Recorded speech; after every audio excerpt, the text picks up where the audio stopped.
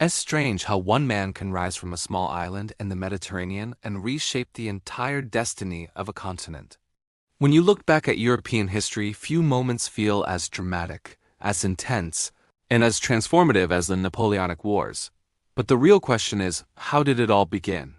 How did a revolution meant to create freedom end up producing an emperor? How did an officer with no noble birth rise high enough to challenge kings, topple empires, redraw borders, and make Europe tremble at the sound of marching boots? And perhaps the biggest question of all, could any of it have been stopped? Or was Europe always on a collision course toward this massive storm? Because the Napoleonic Wars were not just battles. They were the climax of decades of tension, monarchies terrified of losing power, nations hungry for influence, governments trying to survive revolution, and a genius commander who believed destiny had chosen him to dominate history. In this video, I'm going to walk you through how the Napoleonic Wars truly unfolded, what drove them, how Europe became a giant battlefield, and how one man's ambition and one continent's fear rewrote the world map. So without any delay, let's start. To understand why Europe plunged into these wars, we need to go back to the moment the ground started to shake, the French Revolution. By the early 1790s, monarchs across Europe watched in horror as France executed its king, abolished the monarchy, and declared itself a republic. To them, this was not just France's internal matter, this was a contagious fire that could spread to their own kingdoms. They feared their people would demand the same freedoms, the same rights, the same revolution. So they did what terrified rulers usually do. They formed alliances, they prepared armies, and they vowed to crush revolutionary France before it could export its ideas. But France, instead of collapsing, fought back with unexpected strength. Out of this chaos rose a young artillery officer from Corsican, Napoleon Bonaparte. Brilliant, ambitious, and fearless, he quickly made a name for himself through victories that stunned Europe. And before long, the French government realized they needed someone like him, a man who could turn France's chaotic armies into a force capable of defending the revolution. By 1799, Napoleon seized power in a bloodless coup, becoming first consul of France. And in that moment, the fuse of a continental war was lit. Part of what drove Europe into conflict was fear. Napoleon wasn't just a military commander. He was a symbol of the revolution's success. Every victory he achieved meant revolutionary ideas were spreading further. To traditional monarchies like Austria, Prussia, and Russia, this was unacceptable. Meanwhile, Britain feared Napoleon's growing economic and military power. The continent was already unstable, and Napoleon's rise intensified every existing rivalry. Europe was like a fragile structure held together by old traditions, and when Napoleon came crashing in with new ideas, new armies, and unmatched ambition, the whole system began to shake. But Napoleon, for his part, believed he was saving France. He saw himself as the one who could stabilize the nation, protect it from invasions, and ensure its revolution survived. He introduced new laws, reorganized government, reformed the economy, and modernized administration. In many ways, he was what France needed, a strong leader in a chaotic time. Yet he was also something Europe feared, a leader too talented, too ambitious, and too determined to stop. The wars truly began when France under Napoleon faced the Second Coalition, a powerful alliance of Britain, Austria, Russia, and others. Despite being surrounded by enemies, Napoleon showed Europe something it had rarely seen before: speed, strategy, and confidence that felt almost supernatural. His campaign in Italy had already proved his brilliance, but now as France's ruler, he fought with even greater authority. His victory at Marengo in 1800 was the moment many realized Napoleon wasn't just lucky, he was extraordinary. France's victories forced Austria to make peace. Russia withdrew.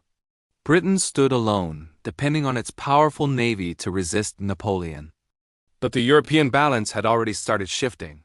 In 1804, Napoleon crowned himself Emperor of the French, a symbolic declaration that the revolution had transformed into an empire, and he was its driving force.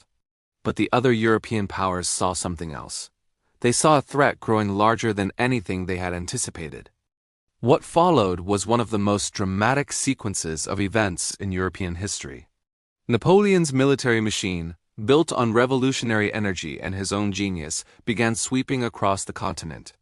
He reformed the armies, improved logistics, and introduced new tactics that overwhelmed traditional monarchies stuck in old methods of warfare. In response, the Third Coalition formed, this time led by Britain, Austria, and Russia, determined to crush him once and for all. But then came 1805, the year that proved Napoleon's dominance. While Britain secured its control of the seas at Trafalgar, defeating the French-Spanish fleet, Napoleon delivered a land victory that shook Europe to its core, the Battle of Austerlitz. Often called his masterpiece, Austerlitz was a battle where Napoleon used deception, terrain, and psychological manipulation to destroy the combined Austrian and Russian forces. In one day, he ended the Third Coalition. The Holy Roman Empire collapsed soon after, and Austria was forced to accept humiliating terms. Napoleon was now the unquestioned master of Europe. But the victories didn't stop there. Prussia, feeling threatened by Napoleon's expanding influence, declared war. Napoleon crushed them at Jena and Austerlitz in 1806. Russia tried again, only to be defeated at the brutal Battle of Friedland in 1807. By this point, nearly the entire European continent was either under Napoleon's rule or dependent on him. Only Britain remained defiant, protected by the power of the Royal Navy. This is where Napoleon made one of his most controversial decisions: the Continental System. It was an economic blockade designed to cut Britain off from trade with Europe. In theory, it sounded brilliant. If you can't defeat Britain at sea, strangle its economy from the land. But implementing it required controlling or influencing every European port, every ally, every neutral nation. And enforcing it meant entering into conflicts that Napoleon didn't need, conflicts that slowly drained his power. The system pushed Napoleon into Spain and Portugal, beginning the Peninsular War. What Napoleon expected to be a quick intervention turned into a nightmare.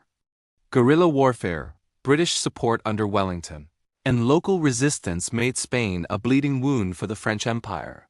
And for the first time, Europe saw something shocking: Napoleon's army struggling, not because of strategy, but because of the nature of resistance itself. These years also revealed Napoleon's greatest weakness.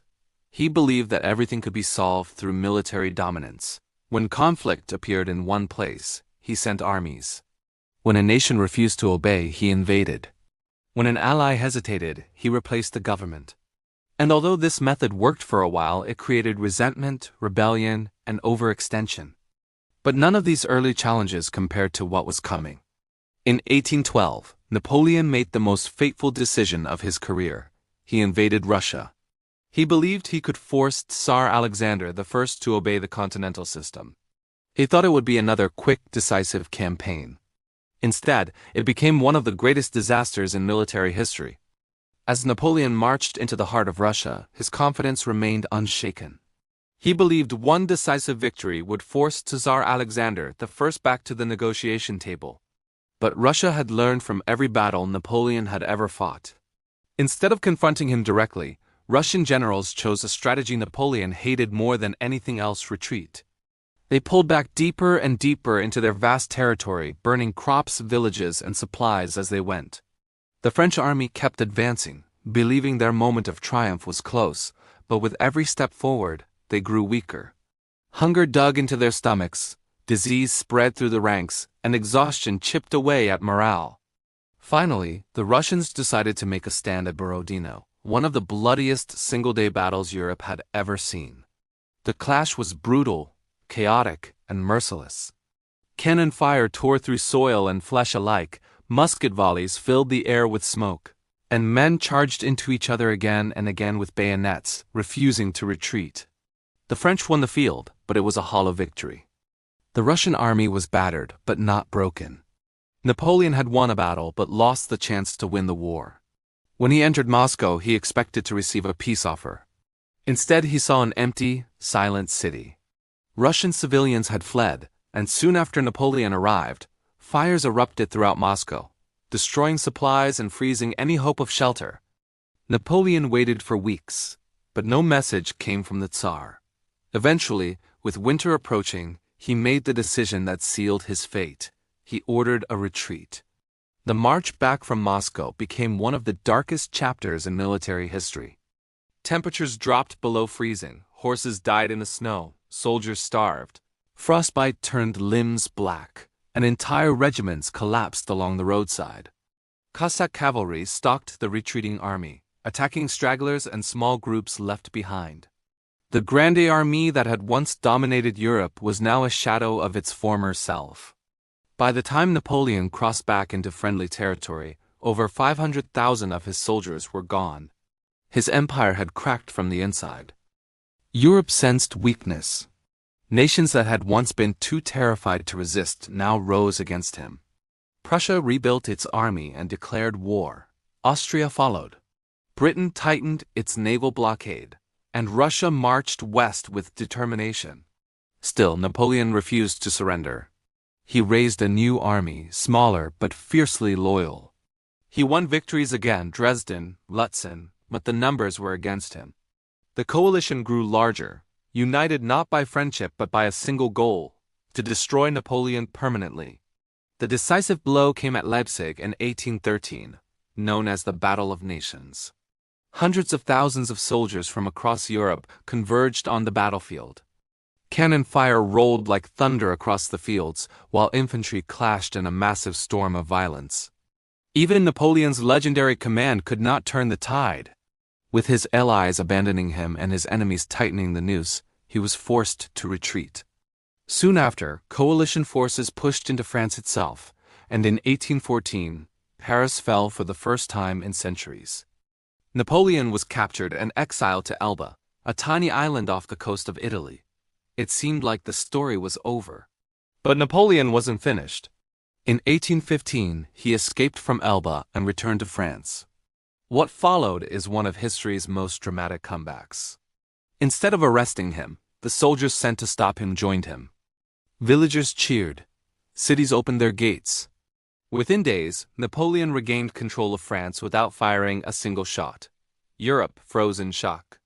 Napoleon's return sparked panic across royal courts, and once again the great powers united. They had defeated him once, and they were ready to finish the job. His final gamble came at a small Belgian village called Waterloo. The battle began with confidence. Napoleon believed he could break the British line before the Prussians arrived. The fighting was intense. Cavalry charges thundered across muddy fields.